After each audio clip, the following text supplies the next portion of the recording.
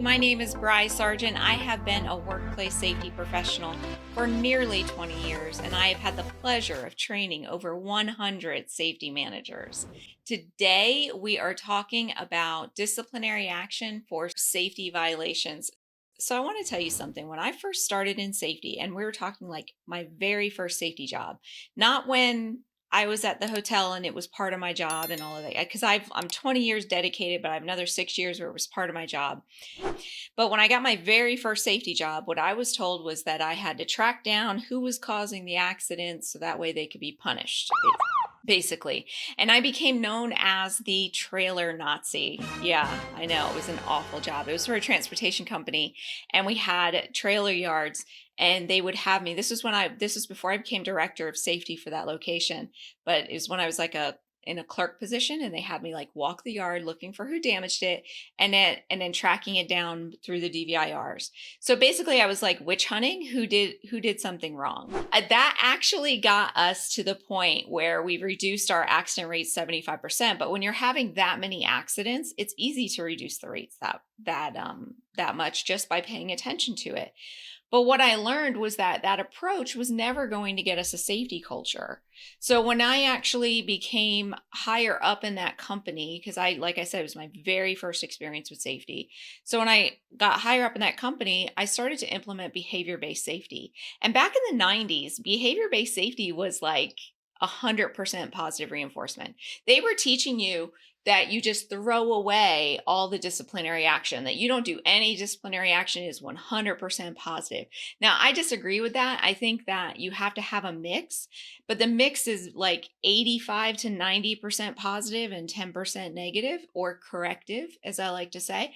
So I do think that you have a mix. So back then they were teaching like, no, throw away all the disciplinary stuff. So what I want you to think of when you're doing disciplinary action, you have to really think of like, why are you doing it? And whenever I think about it, most of the reason that comes up is like, we're just trying to cover our butts, right? We're trying to like say, yep, we did talk to them about this. We did retrain them on this. We did give them a warning on this. So that way when we fire them, HR doesn't give us a hard time, right? So that's what we really pay attention to when the real background and the real reason why we are writing people up. Another reason for writing people up might be to demonstrate that you're serious about this safety policy. So let's say that somebody doesn't lock out a machine. So you're like, oh, you get written up for that because we're serious about this. But then what you're saying there is that you're serious about some things and you're not serious about the other. So that's one of my problems with that reasoning. And then the other is training and getting them to change their behavior. And that's when you're using more of a progressive disciplinary program, and you're throwing in a lot of training and coaching in there too. So we'll talk about that. So that's probably the best way to apply disciplinary action. Now, who should be doing all of these write-ups and these violations and all of that? My opinion, it should be the frontline supervisors. When you're hired, the GM of your facility, the president, whoever that high level is, they probably have an expectation that you're going to write people up for safety violations. They don't have the expectation that it should be the frontline supervisors and that you should be hands off on write-ups. This is why when I was the trailer Nazi, I was told that I was supposed to write the drivers up if they didn't report an accident. When I first went to another company, I was told, I was like, look, I need your support. And they go, write the people up. I'll definitely support you. So they think that. So it's up to you to educate them that it should be the frontline supervisors. And the reason why it's the frontline supervisors is that you have no authority over that employee. And I did a podcast about this. So if you go to thesafetygeek.com and look up accountability or solving the accountability problem, definitely look that up, because the problem is we don't have authority. We don't have authority over that employee, whether they could be hired, whether they could be fired, anything like that. The frontline supervisor does. And secondly, the employee will always listen to the frontline supervisor before anybody else, because that's their direct boss. That's who they're working with every single day. So it should never be you writing them up. So the problem then becomes what happens when the frontline supervisor does not do what they're supposed to do, when they don't write people up. Well, you have to take that up the chain of command. Basically, let your boss know, this is where I need your support. So a lot of times we want management support and commitment, but we can't communicate what that looks like. What that looks like is that when they're not doing what they're supposed to do, they are supporting you and making their supervisors, their managers, hold people accountable for safety. So you have to take it up the chain of command, and you have to understand that if they're not going to enforce it, then they are setting a precedence that it's okay to break this safety rule. And sometimes we just have to be okay with that. It's one of those things that we kind of go back to them and go, I told you so. My other thing is, what kind of violations do get written up on? And this is a tricky one too, because what'll happen is the very easy violations, like lockout, tagout, that'll get written up. But then we don't write up improper lifting. But improper lifting probably causes more injuries than lockout, tagout violations. Lockout, tagout violations are going to cause more severity, but improper lifting is going to cause more frequency. And in fact, like improper lifting could end up hurting that employee for 20 years or more. Anyone who's ever strained their back or pulled a muscle in their back or even slipped a disc knows that doesn't heal correctly ever. Ever. It's like years. So there has to be a process in place for disciplinary action for that subjective stuff, right? So it's our job as auditors and as safety managers to monitor and to enforce those things. And, if they're not doing those small, running those small violations, I guess you can call it like improper lifting a safety violation, then it's up to us to make sure that we're telling them, no, you have to do this equally. Okay.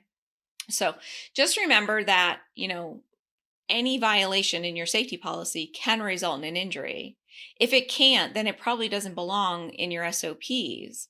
So I always like to say that they're there for a reason, and that SOPs and safety behaviors and safe work practices, they're all written in blood because somebody somewhere paid the price to have that SOP put in place.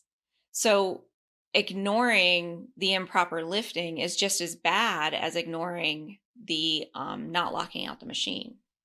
And then what you have to build up is consistency, that you're treating every violation of that behavior consistently the same, and that you're setting a precedence. So you might have some behaviors that are more severe that you don't go through all the retraining and coaching and all of that before you get to the write-up. But like for improper lifting, you can put them through coaching, retraining, observations. And if they're still not improving, then you can do the write-ups for that. So there can be some that are just like, no, we're starting higher up on that list of disciplinary action. But the thing is that you have to treat everybody the same, and you have to treat all similar safety violations the same, and realize that every action you're taking is setting a precedence. So you never want to do more or less than what you've done in the past, because the minute you do, you're setting that precedence for the next person. So let's say that you normally suspend somebody for not locking out a machine, and then you come across a supervisor who didn't lock out the machine. That means that supervisor gets suspended, obviously, if not demoted, right? But the minute it becomes more, you're just like, okay, so that means any supervisor that doesn't lock out a machine gets demoted back down to a regular employee. So you have to really think about it. And I actually had this happen where I had a team leader not lock out a machine, and she nearly got her hand crushed and pulled off and all of that good stuff. And we had precedents before. So suspending her was no question. That was our thing. You don't lock out a machine, you get suspended. It wasn't worse because she got injured. It was worse because she was a team leader and she didn't follow the rules. So she kept her job, but she got demoted from team leader because we're like, we can't have a team leader that's not following the lockout tagout rules. But then that set the precedence that any team leader after her that did this, they lost their team leader position. And that became a big discussion before we did it as a management team to make sure that that's what we wanted to do. Now, I've kind of hinted about progressive disciplinary programs. So what a progressive disciplinary program is, that you have stages of discipline that build upon each other. And at some point, that person ends up losing their job. for not following the safety rules or any rules, actually. You should probably apply this for any rules within your facility. When you're creating a progressive disciplinary program, you don't want to handcuff yourself. So you want to have enough stages in there that you can say, okay, for minor violations, right? Like not wearing your safety shoes, I can start at one stage, but your horse playing, I can go directly to termination. So you want to have a lot of different stages in there. So the ones that I recommend is like non-documented coaching, right? So if you come up to an employee who's not lifting properly, the first stage is that you're going to coach them on it. Maybe you'll document that you did coaching, but it's not like a formal goes into their employee file. And you can put like that times 3 if you wanted to, depending upon the level. And then they do it again, then you document the coaching. And then maybe you have them sign off that, hey, I'm documenting that I'm coaching you on this because this is the second, third, fourth time I've had to coach you on proper lifting and it's not improving. You catch them doing it again. Maybe the next stage is retraining. Like, okay, Warehouse Joe, you're still not lifting properly. We're going to put you through a back injury prevention retraining and a proper lifting retraining. Put them through that. That's documented. They're still not lifting properly. Maybe you do coaching again after that. Maybe you schedule an observation after that. And then if they're still not lifting properly, then it could be, all right, now you're at the stage of a verbal warning. You continue to do this, you're going to get suspended and terminated. Next would be suspension. You could do a 1 day, a 2 day, a 3 day, a 5 day, a 2 week, whatever you guys determine. And then termination. So that by the time the employee gets to termination, they've terminated themselves. You haven't done anything. You've actually given them every opportunity to improve because we actually want them to improve their behavior. We're not going after people to fire them. We want them to improve their behavior. So think about that. And then you want to have a time limit that everything rolls over on. So from the first point of documented coaching to the time of suspension, what is that rolling time frame? Most people choose a year. I've seen people do 3 months. I've seen people do 2 years. So choose a time frame that you stick to. And then that's your precedence. That's what you follow for everybody going forward. Now, I see progressive disciplinary programs everywhere, and that's great. But one of the key things that's missing in most of them is a tracking system. The supervisor catches Warehouse Joe not lifting properly, and he has no way of knowing where in the process he is. So having that tracking system is really important too, where he can, quickly like look up on an iPad or something, Joe, when was the last time he was coached on lifting? Oh, wow. We actually retrained him on this recently, and then they can see which stage they are in there. Most people are not doing that tracking. And I will tell you, when you do that tracking, you can do it really simple with an Excel spreadsheet. Share that with your management team. So I would do a quarterly report to my frontline supervisors of all the disciplinary action and on who. So that way they can see, because I will tell you, I had an OSHA consultant come into my facility one time, and one of the very first things they asked for after asking for the OSHA log was the safety write-ups. Because their belief was, if I'm not writing people up or the facility isn't writing people up, then we're not enforcing safety. Because we would be perfect otherwise, right? We would have a 0 incident rate, which we didn't have. So you got to make sure that you have some sort of tracking system that you're documenting these things, right? And terminations should be ineligible for rehire.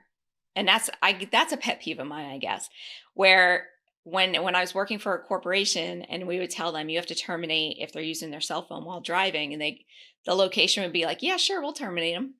So they fire the person and they hire them back the next day.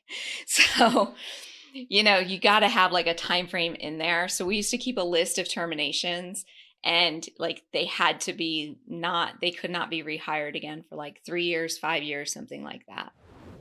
It is important that you get the supervisors and the managers buy-in on that. So the way I like to do this is I like to create my wish list. What are the behaviors that I have 0 tolerance for, that I want these employees terminated immediately, or I want these employees to be suspended immediately? Horse playing could be one of them. Lockout tagout was always a big one for me. So you have to kind of look at your hazards. Fall protection, that would be a huge one too, right? And I would make a list of those behaviors. I'm like, if they're violating these safety rules, it is an automatic. They are out of here, they're fired, and or they're suspended, right? So you get a starter list and then you have a manager's meeting and you go, okay, guys, let's finalize this list. What behaviors do you think should have zero tolerance? And you can actually create a list where it is like these actions, they get sent home for the day. These actions, they get a 1-day suspension. These actions are a verbal, you can create it so that way everybody is on the same page. And I love to ask for more than I want. So that way, when we do start in that compromising situation with the management team, it comes down to something that I can reasonably buy into. And then you want to review that list. So then you're putting it in place, going, train all the employees and go, this is our zero tolerance policy. This is what it looks like. It's laid out black and white. And then anytime it changes, you let them know about that. But then you monitor. You start putting it in place, you monitor it. And then once a year you go, okay, is this working? Do we need to change anything on it? And you do that as a management team. You don't do it as yourself. And that's how you'll get a lot more management support and commitment. Now, my biggest problem area with safety disciplinary action for safety violations are when people write people up after an accident. I have a huge problem with this. I don't have a problem with you writing an employee up for violating the safety rules and it resulted in an accident. I have a problem with the fact that you wouldn't have never written them up unless they got into an accident. So that's where consistency comes into play. So let's take our example of improper lifting. So many times someone's lifting something, they strain their back, they get into an accident. The accident investigation results in improper lifting. That's a violation of the safety policy. You're getting written up. And that's wrong, because if he didn't hurt himself or she, you would not have written him up. You would have put him through the progressive coaching, observations, retraining. You would have been through steps before you wrote that person up. So the minute that you're going to do something just because there was an accident, then you are setting up a culture where your employees are not going to tell you things. Your employees are going to start hiding stuff from you, and then they're going to be worried about their job and all of that good stuff. So I had an employee one time, perfect driver, nothing, he never had a violation against him. He had an amazing driving record. And, working for us, he did a great job. And then what happened, middle of the night, somebody pulled out in front of him. He had plenty of time to stop. We're not even going to get into it, but he rolled the truck and totaled the truck, totaled the trailer, ended up with a broken neck, I think, and a broken shoulder. I don't know. He was 6 months in recovery. This was his first accident, right? This was the very first time. And all he did was follow too closely. Someone pulled out in front of him. He followed too closely and hit them. That's it. Would I fire another employee for following too closely? Probably not. I would probably put them through coaching and retraining. But that's what I did with this employee. I ended up fighting his boss. His boss wanted him terminated immediately. They're like, he caused $100,000 in damage. And I'm like, that's only because he got caught because he got into an accident. Driver number 2 over there didn't cause an accident, but you didn't fire him, but he did the same exact thing. He just lucked out and didn't have an accident over it. So really look at your accidents and why you are writing them up. And then look at your precedents and say, would I have written him up if he didn't or she didn't get into an accident? That's the problem you get into. And that's where retaliation can come into play as well, because they can get you for retaliation on that because you're basically retaliating against them for causing damage. That is all that I have for you today. If you have any questions, you can pop them in the comments below. If you like this stuff, if you're new to the Safety Geek and you're not on my mailing list yet, make sure you get on my mailing list. You can get to that by going to thesafetygeek.com/5ways. I will send you a great link to a super cool document. Of course, I'm biased because I made it. That'll show you 5 different ways to get your employees crazy about safety. In the meantime, you guys have an amazing hump day, and I will chat with you next week. Bye-bye.